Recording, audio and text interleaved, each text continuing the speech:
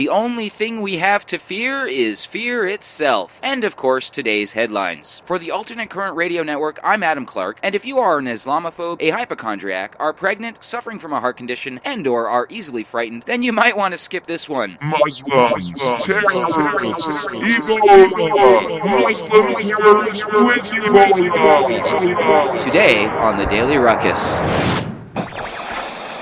The New York Daily News reports, Islamic State thugs are looking for tweet romance. A blonde American woman's 140-character tale of converting to Islam is drawing some unwanted attention, including marriage proposals from love-struck extremists. Jennifer Williams, a blonde tattooed girl from Texas, was thrilled to see her Twitter popularity had exploded overnight until she spotted the terror group's ominous black flags and men posing with swords in the profiles of her new fans. Williams is a terrorism research assistant for the Brookings Institute. She was raised a Southern Baptist, but said she decided to convert 3 years ago after reading the Quran as part of her work. She tweeted a picture of ISIS graffiti she spotted in Washington, D.C., meant to point out a disturbing discovery to fellow researchers and law enforcement, Williams claims, but it only made her more irresistible to her growing ranks of hardline suitors. She had 60 followers before the tweets. Now more than 6,000 people subscribe to her feed. Copies of her tweets began popping up in propaganda materials. The extremists are twisting her story to suit their own, quote, repugnant ideology that spawns under suicide bombings and beheadings. NewYorkDailyNews.com.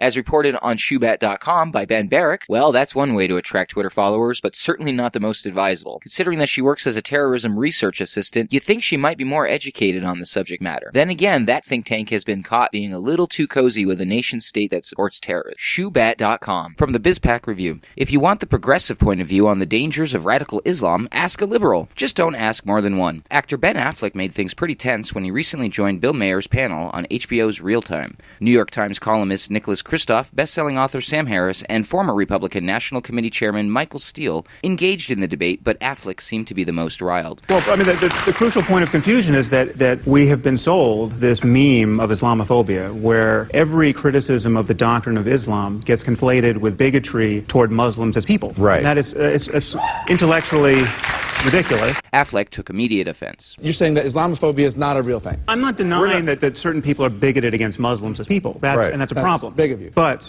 why are you so hostile about this? It's gross. It's racist. It's not.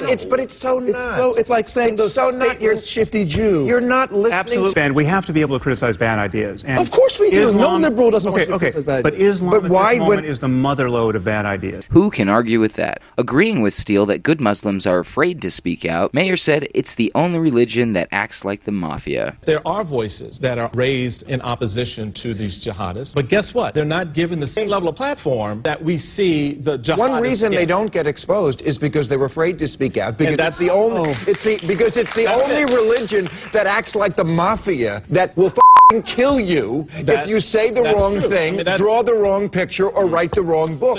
But Affleck continued to boil. Well, what is your solution? What is your ask? No, just condemn Islam? The solution. The solution is very much what we've killed more Muslims than they've killed us by an awful lot. We've invaded more Muslims. I'm not for more killers. An awful lot. Yet somehow we're exempted from these things. And so came the Blame America anti-war speech, followed by this. You don't understand my argument. Your argument is like, black people, they show each other. That is not my argument. To his credit, Maher stood his ground. No, it's not. It's based on facts. I can show you a Pew poll of Egyptians. They are not outliers in the Muslim world that say like 90% of them believe death is the appropriate response to leaving the religion. If 90% of Brazilians thought that death was the appropriate response to leaving Catholicism, you would think it was a bigger deal. Maher ended the argument by agreeing to disagree, but he punctuated by saying, "No, this is based on reality, Ben. We're not making it up." It's worth the price of admission to hear Maher sound like the rational person in an argument. That happens next to never. BizPackReview.com. And here's something else that happens next to never from RedFlagNews.com. White House. Senior administration officials hold a briefing on the U.S. government's response to the Ebola epidemic. At the end of the briefing, not knowing his microphone is switched on, White House correspondent Major Garrett can be heard saying to two other White House officials, "We're screwed." The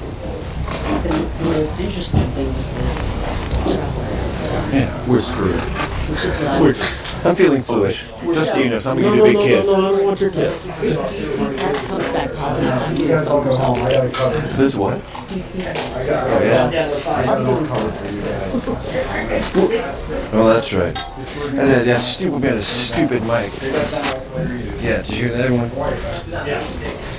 redflagnews.com. Well, good old Major Garrett, a man after my own heart. He caused quite a ruckus there, didn't he? Most comforting, of course, was the comment that the female official made. And here's some even more comforting news. From americasfreedomfighters.com. The head of the FBI said in an interview broadcast late Sunday that the U.S. is preparing for an imminent terrorist attack. FBI Director James Comey said the Khorasan group, an al-Qaeda affiliate in Syria, may still be working on a plan to hit the United States. americasfreedomfighters.com. And just when you thought it was safe to go change your underwear, here's one for the road. FreedomOutpost.com writes, ISIS threatened the United States and their allies with spreading the Ebola virus within those countries if they continue to wage war on the organization inside Syria and Iraq. ISIS explained that its members can synthesize and produce Ebola. ISIS also said, quote, followers and soldiers of the Islamic State are mostly suicide bombers, and all of them are ready not only to carry Ebola, but to drink Ebola if they were asked to carry and spread it in the United States, end quote. Ebola could easily be transmitted through bodily fluids, including sweat, tears, saliva, blood, urine, semen, etc., including objects that have come into contact with bodily fluids, such as bed sheets, clothing, and needles. The statement from ISIS said that, quote, the process of spreading disease is not difficult. It is easily transported in a bottle in your bag, and take them from Africa to America and open in an air conditioning duct or put it in the public drinking water by elevator doors, end quote. The statement from ISIS also said, quote, the process of cultivating bacteria can be done by any student in the Faculty of Science or Department of Biology. They do not need complex laboratories, and even a makeshift laboratory can be made in a small apartment in which we can farm millions of germs and viruses, end quote. However, Jack Chow, service professor of global health at Carnegie Mellon University, says that by the time a would-be martyr came to America, the symptoms of Ebola would be conspicuously displayed on his person,